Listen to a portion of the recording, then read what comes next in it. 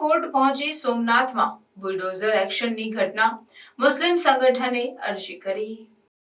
સમસ્ત પટણી મુસ્લિમ જમાતે ગીર સોમનાથના કલેક્ટર અને અન્ય અધિકારીઓ વિરુદ્ધ સુપ્રીમ કોર્ટમાં અવમાનનાની અરજી દાખલ કરી છે। આ અરજી દરગાહ, મંગરુલી, શાહ બાબા ઈદગાહ અને પ્રભાસ પાટણ, વેરાવળ, ગીર સોમનાથમાં સ્થિત કેટલાક ગેરકાયદેસર દબાણ મામલે કરવામાં આવી છે। ગીર સોમનાથ જિલ્લામાં સોમનાથ મંદિર પાસે કથિત સરકારી જમીન પર દબાણ કરીને બનાવવામાં આવેલ ધાર્મિક સ્થળોને બુલડોઝરની મદદથી તોડી પાડવામાં આવ્યા હતા।